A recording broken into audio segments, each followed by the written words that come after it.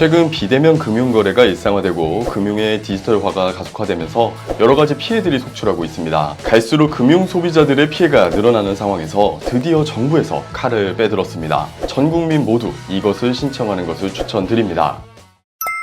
시니어 정보의 모든 것, 걱정마음바 첫째 아들입니다. 8월 23일부터 주거래은행을 비롯한 전국 4,012개 금융회사의 거래가 차단 가능해집니다. 신용대출, 카드론, 신용카드 발급, 주식담보대출, 할부금융, 예적금 담보대출과 같은 거래에 적용되는 내용인데요. 전 국민 모두 이것을 신청하는 것을 추천드립니다. 과연 어떤 내용인지 오늘 걱정마음바에서 자세하게 소개해 드리도록 하겠습니다. 본격적인 영상 시작 전에 지금 구독, 좋아요 한 번씩 눌러주시고요. 오늘의 걱정마음바 지금 시작합니다.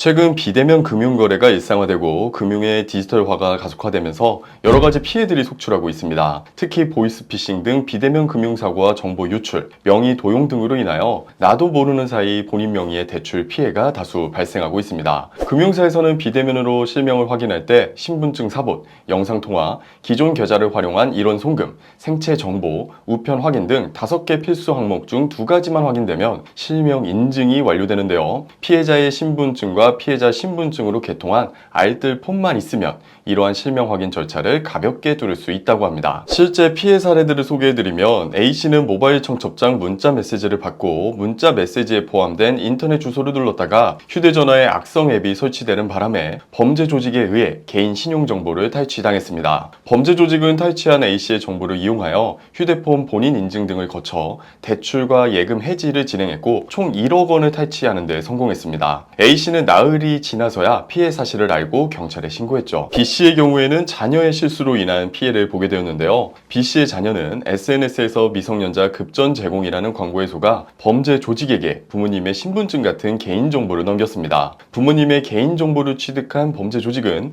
B씨의 자녀에게 부모 명의 휴대폰에 원격 제어 프로그램을 설치하도록 재차 요구했고 설치에 성공하자마자 비대면 대출을 통해 약 1억 5천만 원의 피해를 입혔습니다. 이렇게 최근 비슷한 피해를 당하시고 신분증 사본 인증 피해자 모임 공동대책위원회라는 곳을 찾은 피해자는 700여 명에 이른다고 하는데요. 갈수록 금융 소비자들의 피해가 늘어나는 상황에서 드디어 정부에서 칼을 빼들었습니다. 8월 23일부터 여신거래 안심차단 서비스를 시행하게 되었는데요. 주거래은행 등 자주 사용하는 은행에 이 서비스를 신청하시면 가입 즉시 한국신용정보원에 안심차단 정보가 등록되고 신규 여신거래가 실시간 차단되어 나도 모르는 사이에 실행된 대출에서 발생하는 금전 피해를 예방할 수 있게 됩니다. 프로세스를 간략하게 설명해드리면 먼저 소비자가 기존에 거래 중인 금융회사에 직접 방문해서 여신거래 안심차단 서비스를 신청합니다. 이후 금융회사는 본인 확인 후 안심차단 정보를 신용정보원에 등록한 뒤 소비자에게 등록 사실을 통지하고요. 이렇게 신청을 완료하시게 되면 이후부터 금융회사는 대출, 카드론, 신용카드 개설 같은 신규 거래를 할 때마다 사전 차단 정보 등록 여부를 조회하게 되는데요. 이때 차단 정보가 등록되어 있는 경우 신규 거래가 실시간 차단되고 해당 사실을 소비자에게 즉시 안내하게 됩니다. 왼쪽에 있는 그림을 보시면 한 번에 이해가 되실 텐데요. 피싱범이 보이스피싱을 시도해서 얻는 개인정보를 가지고 대출 같은 여신거래를 시도했을 때 미리 여신거래 안심차단 서비스가 가입이 되었다면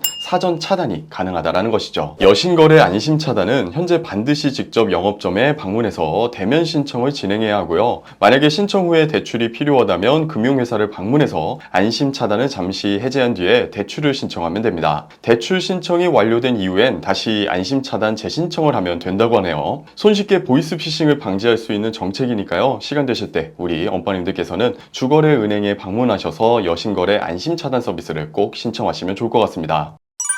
지금까지는 사전에 보이스피싱 피해를 차단할 수 있는 서비스를 소개해 드렸는데 이제부터는 보이스피싱 피해 사후에 이용해 볼 수 있는 서비스도 소개해 드리도록 하겠습니다. 올해 2024년 1월 1일부터 은행에서 시행되기 시작한 책임분담 기준에 따른 자율배상 부분인데요. 보이스피싱 피해가 발생했을 때 은행이 일정 부분을 보상해 주는 제도가 생겼습니다. 오늘 영상 초반부에 말씀드린 사례 기억나시죠? 탈취한 개인정보를 통해 대출 피해가 발생했을 때 배상을 피해가 발생한 본인 계좌가 있는 은행에서 해준다는 거죠. 여기서 포인트를 잡으셔야 할 부분은 자율 배상이라는 부분인데요. 보이스피싱이 발생할 때마다 무조건 보상해준다는 것은 아닙니다. 조건이 있는데요. 제3자가 이용자 동의 없이 권한 없는 전자금융거래를 실행해서 이용자에게 금전적 손해를 입게 한 비대면 금융사고를 대상으로 이뤄집니다. 그리고 2024년 1월 1일 이후 발생분부터만 적용되고요. 소급 적용은 안 된다는 이야기죠. 그리고 추가적으로 아셔야 할 점은 은행에서 전액을 주는 건 또 아니라고 합니다. 피해 사실과 피해 환급 금액 확인 등 사고 조사를 거쳐서 책임 분담 기준에 따른 배상 비율을 결정해 배상금을 지급해 준다고 합니다. 사실 피해자들은 쉽지 않은 과정을 거쳐야 합니다. 금융사고 피해자는 금감원이 발급하는 통신사기 피해 환급금 결정 내역 확인서, 수사기관 결정문과 경위서 등 필수 증빙 서류,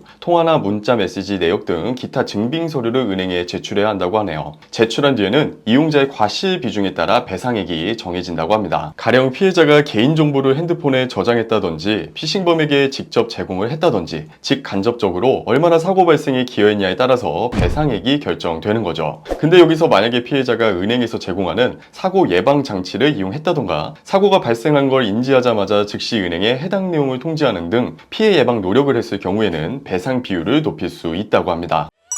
오늘은 8월 말부터 바뀌는 은행 업무 방식인 여신거래 안심차단 서비스 도입 소식과 함께 은행의 보이스피싱 피해 자율배상 이야기를 전해드렸습니다. 이러한 제도들은 거의 신청주의가 적용됩니다. 알고 미리 신청한 사람들만 받을 수 있고 알지 못하면 수혜를 받을 수가 없죠. 이렇게 모르면 못 받는 혜택들 저희 걱정마 언빠에서 항상 챙겨드릴 테니까요. 지금 잊지 말고 구독, 좋아요, 알림 설정 꼭 해주셔서 놓치지 않으셨으면 좋겠습니다. 그럼 다음에도 알찬 정보와 함께 또 찾아뵙도록 하겠습니다. 감사합니다.